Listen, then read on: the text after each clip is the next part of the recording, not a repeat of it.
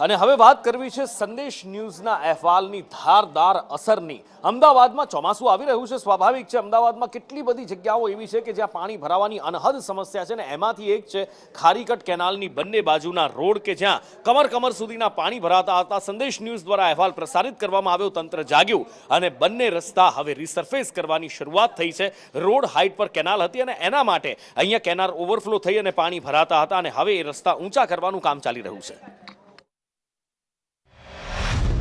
અમદાવાદ શહેરમાં ખારીકટ કેનાલ જે છે તેને પૂરી અને નવીનીકરણનું કામ છે તે કરવામાં આવ્યું હતું, પરંતુ અમદાવાદ મહાનગરપાલિકા જે છે તેના દ્વારા આજે ખારીકટ કેનાલ બનાવવામાં આવી અને જ્યારે કેનાલ જૂની હતી ત્યારે અહીં આ પ્રકારના સ્લોપ જે છે તે બનાવેલા હતા, કારણ કે ત્યારે કેનાલની હાઈટ જે છે તે ઉપર હતી ને કેનાલ પેક કરી અને ત્યાંથી સાયફન બનાવી અને રોડ જે છે તે એક તરફથી બીજી તરફ જતો હતો, પરંતુ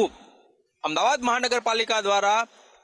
એ આયોજન નહોતું કરવામાં આવ્યું કે જ્યારે આ કેનાલ પેક થઈ જશે તો બંને તરફના રોડ ઉપર રહેશે તો ચોમાસા દરમિયાન સ્થાનિકો છે તેને પારાવાર હાલાકીનો સામનો કરવો પડી શકે છે, જેને લઈને જ સંદેશ ન્યૂઝ દ્વારા અહેવાલ જે છે તે આ અંગે પ્રસારિત કરવામાં આવ્યો હતો અને હવે અહેવાલની અસર થતી નજરે પડી રહી છે અને અહીં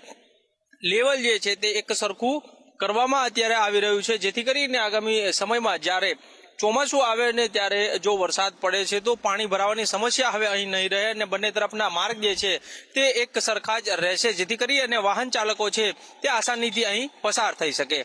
કેમેરામેન સંદીપ રાઠોડ સાથે કશ્યપ જોશી, સંદેશ ન્યૂઝ, અમદાવાદ।